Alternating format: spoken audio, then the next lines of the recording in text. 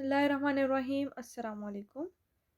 आपका आपके अपने चैनल ICPHS में वेलकम है। मैं डॉक्टर मदिया। इस वक्त हम बात करेंगे सब्जेक्ट बायोकेमिस्ट्री के चैप्टर प्रोटीन पे, और आज की वीडियो चैप्टर प्रोटीन पे 6 लेक्चर होगा, और इस लेक्चर में हम पढ़ेंगे प्रोटीन की क्लासिफिकेशन।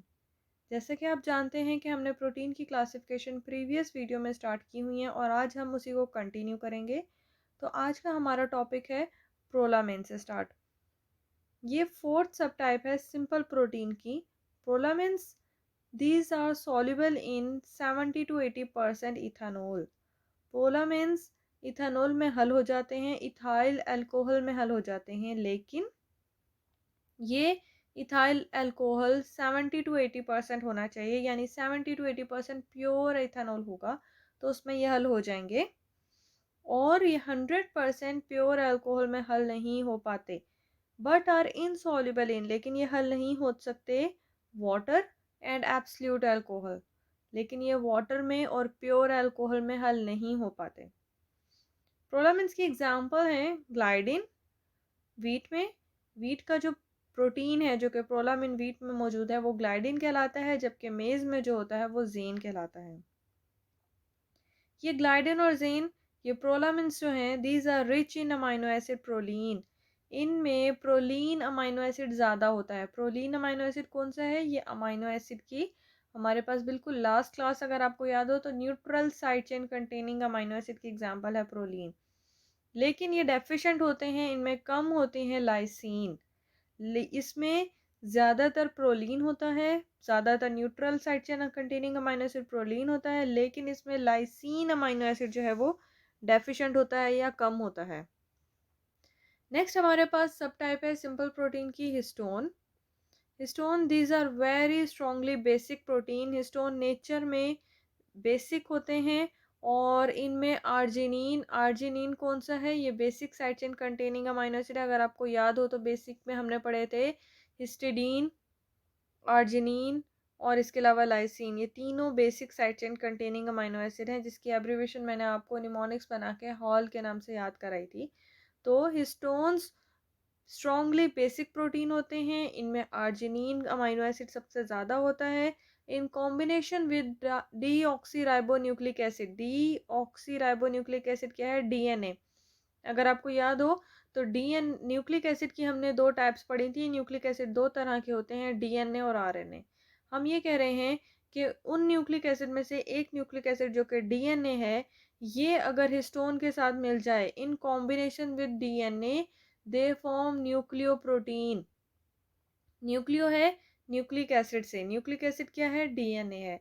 और इसके साथ ये अगर न्यूक्लिक एसिड हिस्टोन के साथ मिल जाए, क्योंकि हिस्टोन प्रोटीन है, तो ये कॉम्बिनेशन कहलाता है न्यूक्लियो प्रोटीन। और इसके अलावा क्योंकि वो प्रोटीन हिस्टोन है तो इस वजह से वो न्यूक्लियो हिस्टोन कहलाता है। The association of DNA and histone give rise to complexes called nucleosome। इसके अलावा ये जो एसोसिएशन है, ये जो मिलने के बाद डीएनए और हिस्टोन के मिलने के बाद जो कॉम्प्लेक्स स्ट्रक्चर बनी है, वो स्ट्रक्चर न्यूक्लियोसोम्स कहलाती है। न्यूक्लियो डीएनए से है, सोमा आप सबको पता होगा सेल या बॉडी, सोमा तो न्यूक्लियोसोम्स। तो हम हिस्टोन के जो कॉम्प्लेक्स स्ट्रक्चर है उसको हम न्यूक्लियो प्रोटीन भी बोल सकते हैं, क्योंकि न्यूक्लिक एसिड और प्रोटीन आपस में मिलते हैं। हम इसको न्यूक्लियो हिस्टोन भी बोल सकते हैं और न्यूक्लियोसोम भी बोलते हैं। नेक्स्ट है हमारे पास प्रोटामाइंस।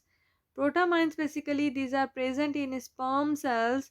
ये स्पर्म सेल्स में मौजूद होते हैं, और जैसे हमने थोड़ी देर पहले हिस्टोन में बात की कि हिस्टोन न्यूक्लियो प्रोटीन बनाते हैं, बिल्कुल वैसे ही प्रोटामाइंस भी न्यूक्लियो प्रोटीन बनाते हैं। किसके साथ? न्यूक्लिक एसिड के साथ।